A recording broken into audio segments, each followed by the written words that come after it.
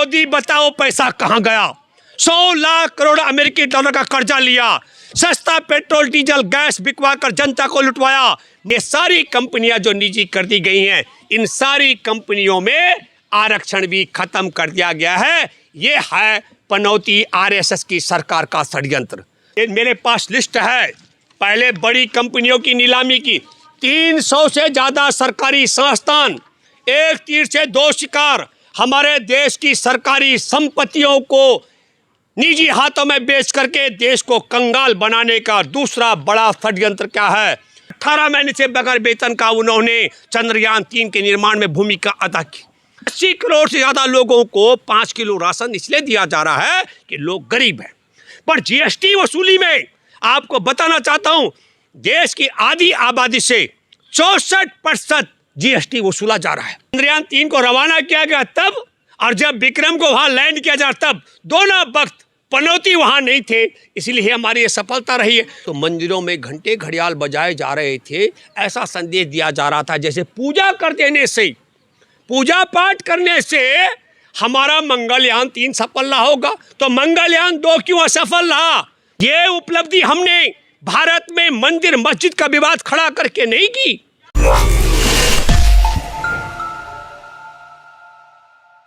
जी के शासनकाल में और लोग उनको काफी बधाइयाँ दे रहे हैं, क्या कह रहे हैं? नहीं, मैं तो ये मानता हूँ कि देखिए, जो चंद्रयान हमारा 3 की सफलता के लिए, हमारे लिए, देश की 140 करोड़ आबादी के लिए, इसरो के वैज्ञानिकों के लिए, और विशेष तौर पर उन वैज्ञानिकों के साथ साथ चंद्रयान के निर्माण में जुटे एचईएल के 2900 इंजीनियर कर्मचारी जो पिछले 18 महीने से बगैर वेतन का योगदान दे रहे हैं, उन सब के लिए बधाई का दिन है।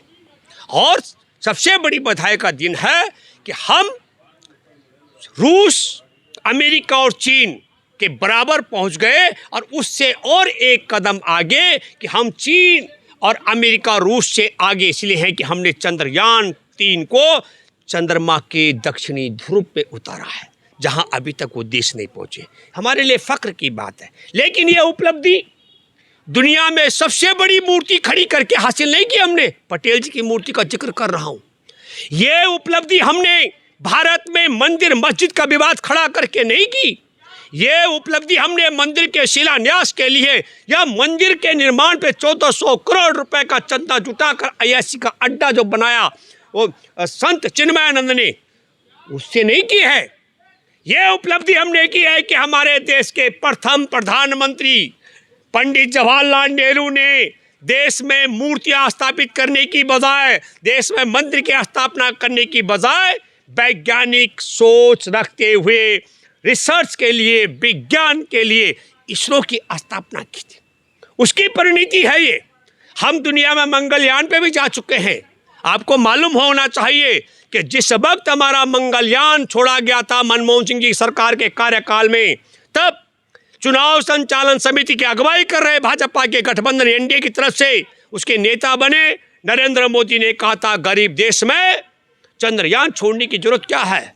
लेकिन कोई सवाल नहीं करता कि नरेंद्र मोदी इस गरीब देश में दुनिया की सबसे बड़ी मूर्ति 3000 करोड़ ज्यादा की मूर्ति स्थापित करने की क्या जरूरत है।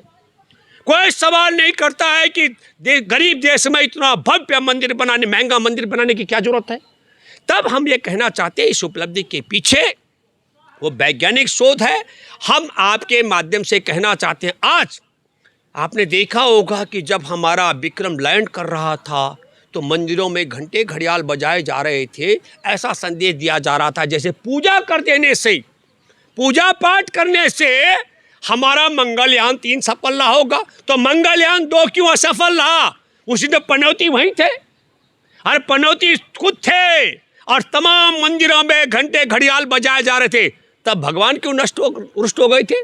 तो ये माना जाए कि नरेंद्र मोदी अगर इसरो के वैज्ञानिकों के बीच में जाता है तो पनौती बन जाता है, भगवान रुष्ट हो जाते हैं, और भगवान नाराज हो गए थे, इसलिए मंगलयान 2 असफल हो गया। देश भर में पूजा पाठ तब भी हुई थी, लेकिन चंद्रयान 3 पे या प्रधानमंत्री नहीं, मैं कह रहा हूँ। और चंद्रयान 3 पर जब उसका यहाँ से चंद्रयान 3 को रवाना किया गया तब, और जब विक्रम को वहाँ लैंड किया जा तब दोनों वक्त पनौती वहाँ नहीं थे, इसलिए हमारी ये सफलता रही है। तो मैं ये भी मान सकता हूँ कि हमारे देश को इस वैज्ञानिक युग में मूर्ति काल मंदिर की तरफ ले जाना, और यह मैं कहता हूँ अंधविश्वास बढ़ाने की ओर ले आने वाले पनौती का वहाँ न होने पर हो सकता है कि ऊपर वाला खुश हो गया हो। मैं भी एक बात मानता हूँ, देखिए आपके माध्यम से मैं दर्शकों से कहना चाहता हूँ, मैं बिल्कुल आस्तिक व्यक्ति हूँ, लेकिन मेरी आस्था उनमें से नहीं है कि जिनको पंडों ने बताया कि ये भगवान है। मेरी आस्था उनमें से है कि हमारे देश में गौरैया से लेकर मोर तक, अगर आप देखिए सबका रंग रूप अलग है, आकार अलग है, लेकिन सबके पंख, सबके पंजे, सबकी चोंच, सबकी आँख एक ही जगह है। इसको आपको सोचना चाहिए। देश दुनिया में सैकड़ों नस्ल के कुत्ते हैं, पर सबकी आँख, सबके मुंह, सबके कान, सबके पैर और पूंछ एक ही जगह पर है। प्रधानमंत्री नरेंद्र मोदी 5 ट्रिलियन वाला देश बनाने जा रहे हैं। तो 5 ट्रिलियन का देश बनाने के लिए नरेंद्र मोदी जी ने इसरो के वैज्ञानिकों की मदद में जुड़े HAL के जो इंजीनियर और कर्मचारी 2900 हैं, पिछले 18 महीने से उनका वेतन रोका हुआ है, ताकि देश को 5 ट्रिलियन मतलब जानते हैं 5 लाख करोड़ अमेरिकी डॉलर का देश बनाया जा सके। नरेंद्र मोदी जी ने, उनकी सरकार ने दुनिया के देशों से 100 लाख करोड़ रुपए, 100 लाख करोड़ अमेरिकी डॉलर का कर्जा उठाया, ताकि देश को 5 करोड़ अमेरिकी डॉलर का पूंजी वाला देश बनाया जा सके। नरेंद्र मोदी जी ने बहुत सस्ती कीमत पर 20, 25, 30 रुपए लीटर के पेट्रोल डीजल को और 400 रुपए के सिलेंडर को 1100 में बिकवा करके देश की जनता को लुटवा करके 5 ट्रिलियन का जो सपना है उसे पूरा करने का आधार बना रखा है। हमारे देश की सब्सिडी खत्म करा करके 5 ट्रिलियन मतलब 5 लाख करोड़ अमेरिकी डॉलर का खजाना खड़ा करने का, और हर एक जरिया हमारे देश में 166 लोगों की झोली में इतना धन भर दिया है जितना आधी आबादी के पास है। और टैक्स कैसे लिया जा रहा है, देखिए इसे कहते हैं तानाशाही, राजशाही। 80 करोड़ से ज़्यादा लोगों को 5 किलो राशन इसलिए दिया जा रहा है कि लोग गरीब हैं। पर GST वसूली में आपको बताना चाहता हूँ, देश की आधी आबादी से 64% GST वसूला जा रहा है। देश की 40% मध्यम वर्गीय आबादी से 33% टैक्स वसूला जा रहा है, और 97% हो गया।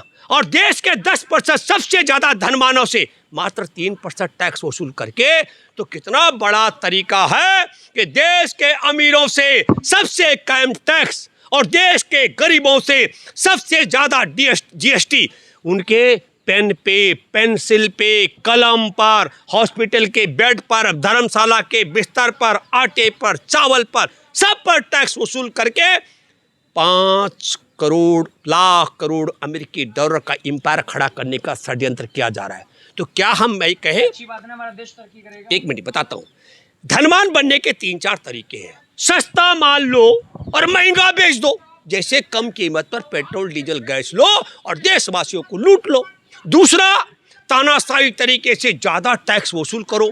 और तीसरा, काम कराओ पर वेतन न दो। तो नरेंद्र मोदी भी यही कर रहे हैं। 2900 इंजीनियर है HAL के कर्मचारी, उन्हें 18 महीने से वेतन नहीं मिला। उनका तो बहुत बड़ा योगदान और बलिदान है, कब कुर्बानी है उनकी। 18 महीने से बगैर वेतन का उन्होंने चंद्रयान 3 के निर्माण में भूमिका अदा की। और हमारे देश में सस्ता पेट्रोल डीजल गैस लेकर के महंगा बिकवा कर जनता को लुटवाने का, टैक्स का मैंने आपको कह दिया, ये जो प्रचलन है।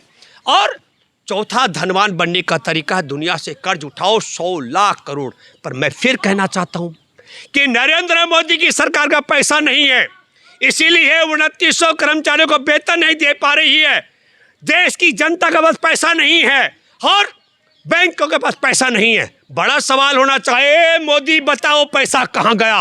100 लाख करोड़ अमेरिकी डॉलर का कर्जा लिया, सस्ता पेट्रोल डीजल गैस बिकवा कर जनता को लुटवाया, बहुत सारा टैक्स लगाया जा रहा है और सरकारी संपत्तियों की नीलामी की गई। मैं आपको नीलामी में कहना चाहता हूं कि आप देखिए, ये मेरे पास लिस्ट है, पहले बड़ी कंपनियों की नीलामी की।